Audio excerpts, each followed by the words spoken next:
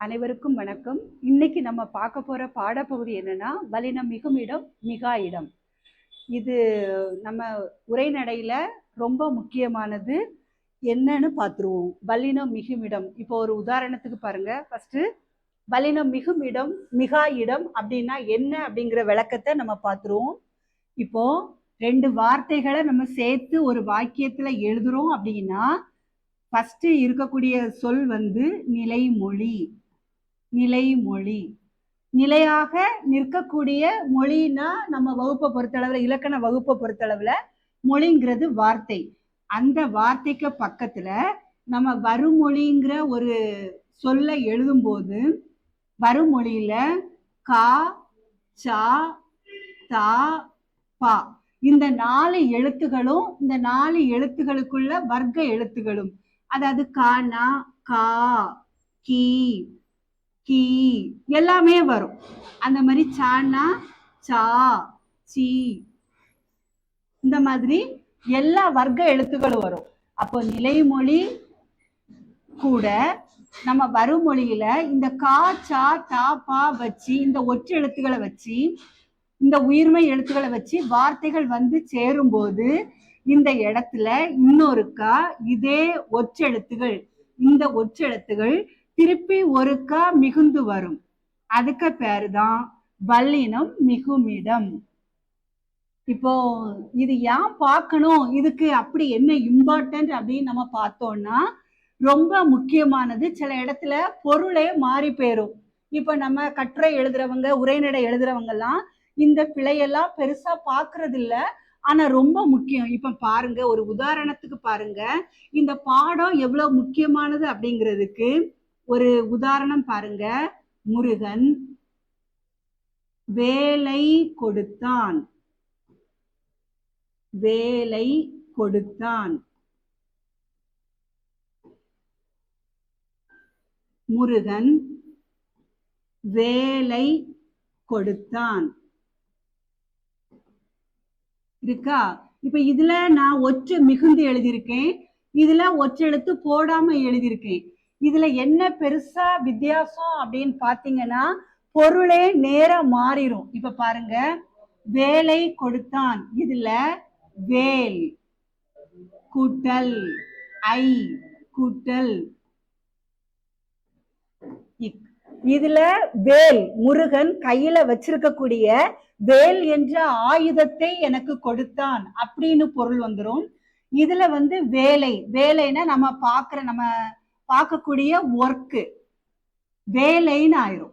வேலை கொடுத்தான். நம்ம இத வந்து சாதாரணமா நினைக்க கூடாது. இந்த வல்லினம் மிகுமிடம் மிகா இடம் ரொம்ப முக்கியம்.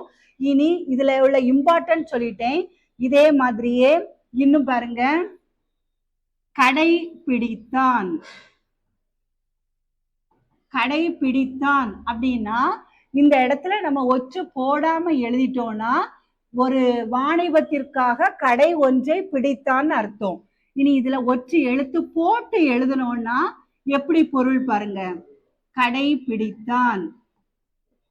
கடைபிடித்தான் அப்படின்னா பின்பற்றினான்னு அர்த்தம். முருகன் நேற்றிலிருந்து தூய்மையை கடைபிடித்தான். இது பின்பற்றுதல்னு அர்த்தம். இது வாணிபம் செய்வதற்காக கடையை பிடித்தான், எடுத்தான் அப்படின்னு பொருளாகும். அடுத்து பாருங்க, சின்ன கொடி. சின்ன கொடி. சின்ன கொடி இது வந்து சின்ன கொடி, சிறிய அளவிலான கொடின்னு அர்த்தம். இது வந்து சின்னம், ஒரு சின்னம் சார்ந்த கொடின்னு ஆயிரும். பாருங்க எவ்வளவு பொருள் வேறுபடுதுன்னு. அதனால இந்த பாடம் வந்து ரொம்ப முக்கியம். இப்ப நம்ம எந்த இடத்துலலாம் வல்லினம் மிகும் உரைநடையில நம்ம ஒரு வாக்கியங்கள் எழுதும் போது எந்தெந்த இடத்துல இந்த வல்லின ஒற்றுகள் மிகுந்து வரும், எந்தெந்த இடத்துல மிகாதுங்கிற பாடத்தை இன்னைக்கு நம்ம பார்த்துருவோம். முத கருத்து பாருங்க, ஆ இ என்னும் சுட்டெழுத்துகளுக்கு பின்னும் அந்த இந்த என்னும் சுட்டு திரிபுகளுக்கு பின்னும் இந்த வினா எழுத்துகளுக்கு பின்னாலையும் வல்லின எழுத்து மிகுந்து வரும். இங்க பாருங்க, ஆ கூட்டல் சட்டை, இந்த மாதிரி சுட்டெழுத்து ஒன்றை சுட்டி காணிக்க பயன்படக்கூடிய எழுத்து. அப்புறம் அந்த இந்தங்கிறது சுட்டு திரிபு, திரிபுனா மாற்றம். இந்த இலக்கண வகுப்பை பொறுத்தளவுல அந்த இலக்கண வார்த்தைகளுக்கான பொருள் தெரிஞ்சுக்கிட்டோம்னா நமக்கு இந்த பாடம் வந்து ஈஸி ஆயிரும். ஆ ஈங்கிற சுட்டெழுத்துகளுக்கு பின்னாலையும் சுட்டு திரிபுகள்னா அது இதுன்னா சுட்டு சொற்கள். அப்ப அந்த இந்தங்கிறது அது இதுல இருந்து மாறி வந்திருக்கு. சுட்டு திரிபுகளுக்கு பின்னாலையும் வினா எழுத்துகளுக்கு பின்னாலையும் வல்லினம் கண்டிப்பா மிகுந்து வந்துரும். எடுத்துக்காட்டு பாருங்க, ஆ குட்டல் சட்டை அச்சட்டை, இந்த குட்டல் காலம் இந்த காலம், இதெல்லாம் போடாம எழுதக்கூடாது. அடுத்து 2வது பாயிண்ட், ஐ என்னும் 2ஆம் வேற்றுமை உருபு வெளிப்படையாக வரக்கூடிய தொடர்கள்ல ஐங்கிற 2ஆம் வேற்றுமை உருபு, வேற்றுமை உருபுகள் நமக்கு 6 உண்டு, 8 வேற்றுமைகள் இருந்தாலும் 6 உருபுகள் உண்டு. அதுல இந்த 2ஆம் வேற்றுமை உருபுன்னு சொல்லக்கூடிய இந்த ஐ வந்து வெளிப்படையாக வரக்கூடிய இடத்துல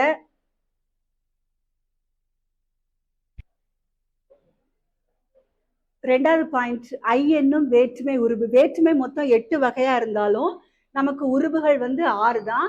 அதுல 2ஆம் வேற்றுமை உருபு ஐ வெளிப்படையாக வரும் தொடர்களில், அது என்ன வெளிப்படையாக, நமக்கு ஏற்கனவே தொகை மொழிகள்ல பார்த்திருக்கோம். இந்த வேற்றுமை உருபுகள் தொடர்கள்ல வரும்போது வெளிப்படையாகவும் வரும், மறைந்தும் வரும். ஆனா இங்க நமக்கு விஷயம் என்னன்னா, இந்த ஐங்கிற வேற்றுமை உருபு வெளிப்படையாக வரக்கூடிய இடங்கள்ல இந்த ஒற்றை எழுத்துகள் மிகுந்து வரும். உதாரணம் பாருங்க, கதவை, கதவை, கதவு குட்டல் ஐ, கதவை குட்டல் திற.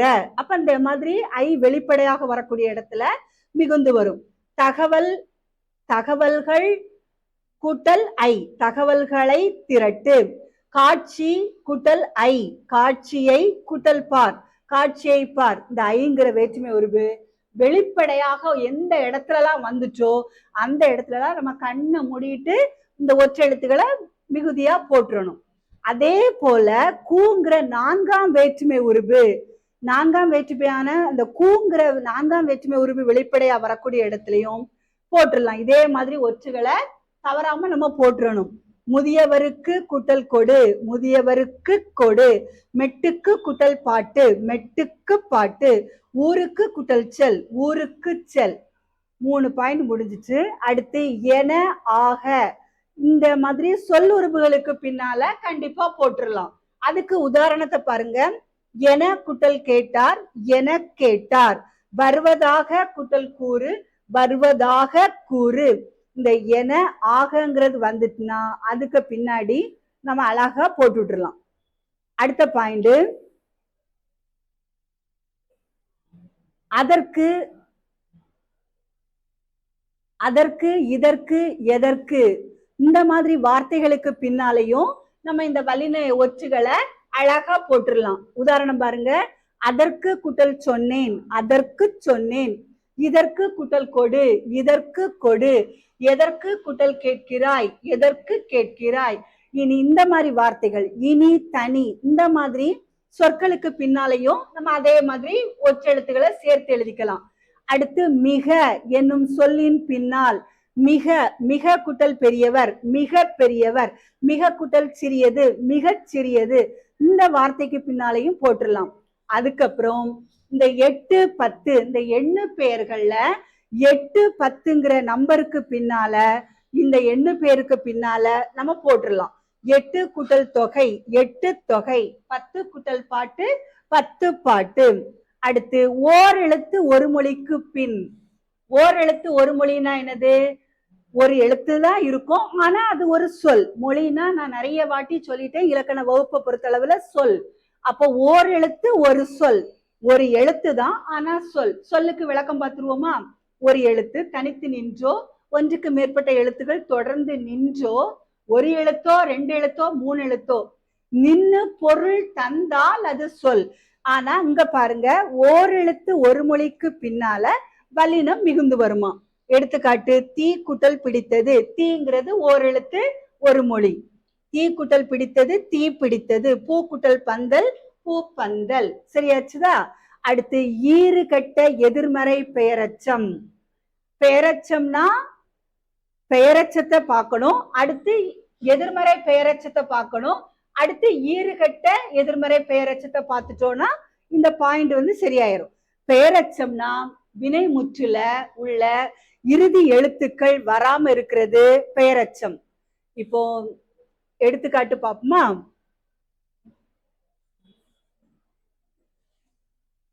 பெயரச்சத்துக்கு விளக்கம் பார்ப்போம், அப்புறம் நம்ம எதிர்மறை பெயரச்சத்துக்கு பார்ப்போம், அப்புறம் ஈறுகட்ட எதிர்மறை பெயரச்சம் பார்ப்போம்.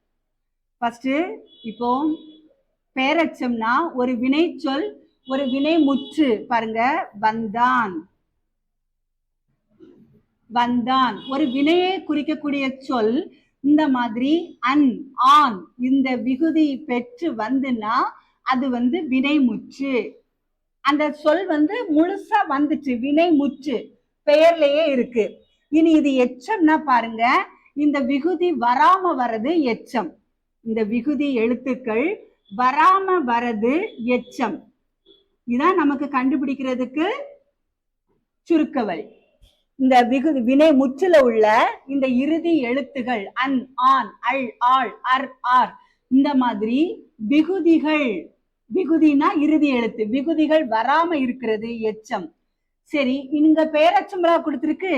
இப்போ வந்த, வந்து இந்த சொல் முடியாம இருக்கு, ஆனா இதுக்கு அடுத்தல ஒரு பெயர் சொல் வந்து, இப்போ ராமன், வந்த ராமன்.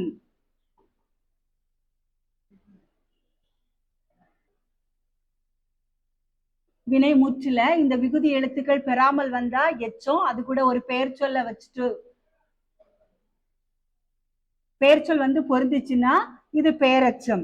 இப்போ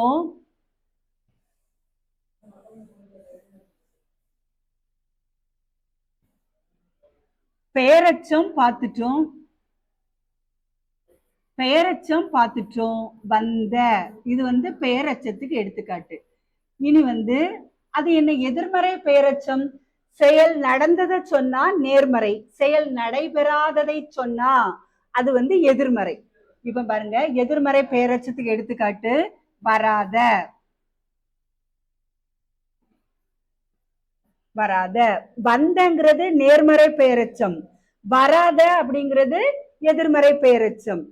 இப்ப பாருங்க, இதுல ஈறு கெட்ட எதிர்மறை பெயரச்சம். ஈறுன்னா கடைசி எழுத்து, சரியா? நம்ம பெயரச்சத்துக்கு விளக்கம் பார்த்துட்டோம், எதிர்மறை பெயரச்சத்துக்கும் விளக்கம் பார்த்துட்டோம். ஈறு கெட்ட அப்படின்னா ஈறுன்னா இறுதி எழுத்து, அதுலயும் எதிர்மறை பெயரச்சத்திலையும் இறுதி எழுத்து வராத. இந்த உதாரணம் பாருங்க, கூவாத குயில், ஓடாத குதிரை, ஆனா கூவாத இதுலயும் தகரம் வரல, ஓடாத இதுலயும் தகரம் வரல. அப்ப இறுதி எழுத்து கெட்ட, இறுதி எழுத்து இல்லாமல் வரக்கூடிய எதிர்மறை பெயரச்சத்துக்கு பின்னாலையும் வல்லினம் மிகும். அப்ப கூவா குட்டல் குயில், கூவா குயில். ஓடா குட்டல் குதிரை, ஓடா குதிரை. அடுத்து வன் தொடர் குச்சியலுகரங்கள். வன் தொடர் குச்சியலுகரம்னா நம்ம குச்சியலுகரம் நல்லா தெளிவா பார்த்திருக்கிறோம். குச்சியலுகரத்துக்கு முன்னாடி உள்ள எழுத்தை வச்சு குச்சியலுகரத்துக்கு நம்ம பேர் கொடுத்திருக்கிறோம். அந்த வகையில பாருங்க, கேட்டு, விற்று இதெல்லாம் வன் தொடர் குச்சியலுகரம். எப்படி நான் வன் தொடர் குச்சியலுகரம்னு சொல்றேன் அப்படின்னா, இது குச்சியலுகர எழுத்து, குச்சியலுகர எழுத்துக்கு முன்னாடி உள்ள எழுத்து வல்லின எழுத்து. குச்சியலுகர எழுத்துக்கு முன்னாடி உள்ள எழுத்தை வச்சுதான் இது வன் தொடரா, மென் தொடரா, ஆயுத தொடரா, உயிர் தொடரா நம்ம பெயர் கொடுக்கணும். இப்ப பாருங்க, கேட்டு குட்டல் கொண்டான், கேட்டு கொண்டான். இந்த இதை வச்சு வன் தொடர் குச்சியலுகரத்துக்கு பின்னால நம்ம கண்டிப்பா இந்த வல்லினத்தை போட்டுடலாம். விற்று இதுவும் வல்லின ரகரம் தான், இதுவும் வன் தொடர் குச்சியலுகரம் தான். அடுத்து அகர இகர ஈற்று வினையச்சங்கள். வினையச்சங்கள் பெரும்பாலும் உகரத்துல முடியும். வந்து, வந்து சென்றான், ஆனா அது வராது. அகர இகரத்துல முடியக்கூடிய ஈற்றுனா இறுதி எழுத்தை பெற்று வரக்கூடிய வினையச்சங்கள் புணரும் போது வல்லினம் மிகும். எடுத்துக்காட்டு, ஆட குட்டல் சொன்னார், ஆடச் சொன்னார். ஓடி குட்டல் போனார், ஓடி போனார். அடுத்து ஆறாம் வேற்றுமை தொகை. தொகைனா தொக்கி வருதல், தொக்கி வருதல்னா மறைந்து வருதல். ஆறாம் வேற்றுமை உருபு, ஆறாம் வேற்றுமை உருபு எது? ஆறாம் வேற்றுமை உருபு மறைந்து வரக்கூடிய தொகையில வல்லினம் மிகுந்து வருமா? எப்படின்னு பாப்போமா? ஆறாம் வேற்றுமை தொகை எது? அது ஃபர்ஸ்ட் ரெண்டாம் வேற்றுமை ஐ, மூணாம் வேற்றுமை ஆல், நான்காம் வேற்றுமை கு, அஞ்சாம் வேற்றுமை இன், ஆறாம் வேற்றுமை எது? அது. அதுங்கிறது எங்கெல்லாம் மறைஞ்சு வருதோ, தொக்கி வருதோ, அந்த மாதிரிப்பட்ட தொகை தொடர்ல வல்லினம் மிகுந்து வரும். எடுத்துக்காட்டு பாருங்க. புலி குட்டல் தோல். இங்க எங்க அது இருக்கு அப்படின்னு பார்த்தோம்னா, புலியது தோல், புலியினது தோல் அப்படின்னு பார்க்கும்போது அதுங்கிறது மறைந்திருக்கு. இந்த மாதிரிப்பட்ட தொகை தொடர்லையும் வல்லினம் மிகுந்து வரும். அடுத்து திசை பெயர்கள் நமக்கு தெரியும், கிழக்கு மேற்கு வடக்கு தெற்குன்னு. இந்த மாதிரி திசை பெயர்களுக்கு பின்னாலையும் வல்லின எழுத்து மிகுந்து வந்துடும். அப்புறம் அடுத்த பாயிண்ட், இரு பெயரொட்டு பண்பு தொகையில் வல்லினம் மிகும். இரு பெயரொட்டு பண்பு தொகை, இதுவுமே தொகை தான். தொகைனாலே நம்ம இங்கேயே பார்த்துட்டோம், ஏதோ ஒண்ணு மறைஞ்சு வருது. அது வேற்றுமை தொகையாக இருந்தா வேற்றுமை உருபுகள் மறைஞ்சு வரும். ஐ ஆல் கு இன்னதுக்கண் மறைஞ்சு வரும். இங்க பண்பு தொகைனாலே உள்ள அப்ப என்ன மறைஞ்சிருக்கு அப்படின்னா ஆன ஆகியங்கிற உருவுகள் மறைஞ்சிருக்கும். இரு பெயரொட்டு பண்பு தொகைனா அது ஒரு சிறப்பு பெயரும் பொது பெயரும் ஒட்டி வரும். ஆனா அது ஒரு பண்பு தொகை. அப்படிப்பட்ட வார்த்தைகள்ல இந்த மாதிரி இப்ப நான் அந்த உதாரணத்தை சொல்லும் போது உங்களுக்கு இரு பெயரொட்டு பண்பு தொகை இன்னும் கொஞ்சம் புரியும் பாருங்க. எடுத்துக்காட்டு பாருங்க. தொகைனாலே ஏதோ ஒரு உருவு மறைஞ்சு வருது. அது பண்பு தொகைனா என்ன மறைஞ்சு வரும் அப்படின்னு பாத்தீங்கன்னா ஆகிய ஆன அப்படிங்கிற உருவுகள் மறைஞ்சு வரும். இதை ஞாபகத்துல வச்சுக்கோங்க. இப்ப பாருங்க, மல்லிகை கூட்டல் பூ, மல்லிகை பூ, இது எப்படி இரு பெயரொட்டு பண்பு தொகை? இதுல ஏன் நம்ம வல்லினத்தை போடணும் பாருங்க. இரு பெயர் ஒட்டு, நம்ம இலக்கணம் எதுவுமே காணாம படிக்க வேண்டாம், எல்லாமே பெயர்லயே விளக்கம் கொடுத்திருக்காங்க. அழகா இலக்கண வல்லுநர்கள் பார்த்து பார்த்து காரண பெயர்களா வச்சிருக்காங்க. இங்க பாருங்க, மல்லிகை வந்து ஒரு சிறப்பு பெயர், மல்லிகை பூவை மட்டும் குறிக்கும். அடுத்து பூங்கிறது ஒரு பொது பெயர், அது வந்து எல்லா பூவையும் குறிக்கும். ஒரு சிறப்பு பெயர் கூட்டல் ஒரு பொது பெயர், இரு பெயர் ஒட்டி வந்திருக்கா, சரியாச்சு. இது எப்படி பண்பு தொகையாச்சு? பண்பு தொகைனா ஆகிய ஆனங்கிற உருவுகள் மறைஞ்சு வரணுமே. இன்னும் வந்திருக்கு பாருங்க. மல்லிகை ஆகிய பூ, சித்திரை ஆகிய திங்கள். சித்திரை வந்து சிறப்பு பெயர், சித்திரை மாதத்தை மட்டும் குறிக்கக்கூடிய சிறப்பு பெயர். திங்கள்ங்கிறது மாதம், எல்லா மாதத்தையும் குறிக்கக்கூடிய பொது பெயர். இந்த மாதிரி வரக்கூடிய இரு பெயர் ஒட்டி ஒரு சிறப்பு பெயரும் ஒரு பொது பெயரும் ஒட்டி வரக்கூடிய எல்லா பண்பு தொகையிலையும் வல்லினம் மிகுந்து வரும். அடுத்து உவமை தொகை, இதுவும் தொகைதான். நான் ஆல்ரெடி சொல்லிட்டேன், தொகைனாலே ஏதோ ஒண்ணு தொக்கி வருதல் மறைந்து வருதல்னு சொல்லிட்டேன். அப்ப உவமை தொகையில என்ன அப்படி மறைஞ்சிருக்கோம்னா போலங்கிற உவம உருபு தான் மறைஞ்சிருக்கும். இப்ப பாருங்க, உவமை தொகையில் வல்லினம் மிகும், இதுதான் நமக்கு பாயிண்ட். இதை நம்ம எப்படி, இது விதி, நம்ம எப்படி எடுத்துக்காட்டுல பொருத்துவோம் பாருங்க. தாமரை கூட்டல் பாதம், தாமரை போன்ற பாதம், தாமரை போன்ற பாதம். இதுல போன்றங்கிறது மறைஞ்சு வந்திருக்கா, அப்ப இந்த தொடர் வந்து உவமை தொகை, சரியா? இப்ப இந்த மாதிரிப்பட்ட இடத்துல வல்லினம் மிகுந்து வரும். அடுத்து சால தவ தட குல என்னும் உரிச்சொற்களுக்கு பின்னால வல்லினம் மிகுந்து வரும். சால குட்டல் பேசினார், சால பேசினார். உரிச்சொல் வந்து செய்யுளுக்கே உரித்தான சொற்கள். நம்ம பேச்சு வழக்குல இந்த வார்த்தைகளை கையாளுறது இல்லை, ஆனா கட்டுரைகள் எழுதும் போது வாக்கியங்கள் அமைக்கும் போதெல்லாம் நம்ம பயன்படுத்துறோம். அந்த மாதிரிப்பட்ட இந்த குறிப்பிட்ட இந்த உரிச்சொற்களுக்கு பின்னால மட்டும் வரும். இந்த கடிங்கிறதுலாம் உரிச்சொல் தான், ஆனா அதுக்கு பின்னாடி வராது. கடி காவல் இக்கெல்லாம் போட்டு எழுத வேண்டாம். இனி தனி குற்றெழுத்தை அடுத்து வரும் ஆகார எழுத்தின் பின் ஒரு குறில் எழுத்து, அதுக்கு அடுத்தால ஆங்கிற எழுத்து பாருங்க. நிலா சோறு, நீ ஒரு குறில் எழுத்தாச்சா, லா அந்த நெடில் எழுத்து, ஆகாரம் சேர்ந்து வந்திருக்கக்கூடிய நெடில் எழுத்து. இப்படி வரக்கூடிய எழுத்து தொடர்லையும் வல்லின எழுத்துக்கள் மிகுந்து வந்துடும். லாஸ்டா உருவக சொற்கள். உருவக சொற்கள்னா ஓமை தொடர நேரா மாத்தி போட்டோம்னா உருவகம் வந்திருக்கும். இப்ப பாருங்க, பந்து போன்ற உலகம், இது வந்து ஓமை. ஓமைய நேரா ஓம உருவை எடுத்துட்டு நேரா மாத்திட்டோம்னா உருவகமா மாறிடும். இப்ப நமக்கு உவமைனா உவமானத்துக்கும் உவமேயத்துக்கும் ஏதோ கொஞ்சம் ஒற்றுமை இருக்கு, ஆனா வேற்றுமையும் இருக்குன்னு அர்த்தம். ஆனா உருவகத்துல ரெண்டுக்கும் ஒற்றுமை வேற்றுமையே கிடையாது, ரெண்டும் ஒண்ணுதான்னு அடிச்சு சொல்லக்கூடியதுதான் உருவகம். நமக்கு உருவகத்தை எப்படி கண்டுபிடிக்கணும்னா உவமை தொடர நேரா மாத்தி போட்டிருக்கோம், ஆனா உள்ள போல போன்றங்கிற உவம உருவுகள் இருக்காது. இப்ப பாருங்க, பந்து போன்ற உலகம், படகு போன்ற வாழ்க்கை, இதை நேரா மாத்தி எடுத்தோம்னா நமக்கு உருவகம் கிடைச்சிரும். இந்த மாதிரி உருவக தொடர்கள்லயும் உருவக சொற்கள்லயும் நமக்கு வல்லினம் மிகுந்து வரும். வாழ்க்கை கூட்டல் படகு, வாழ்க்கை படகு. உலகம் கூட்டல் பந்து, உலக பந்து. சரியாச்சா? இவ்வளவு இடம்தான் வல்லினம் மிகும் இடம். இனி மிகா இடத்தை பார்ப்போம்.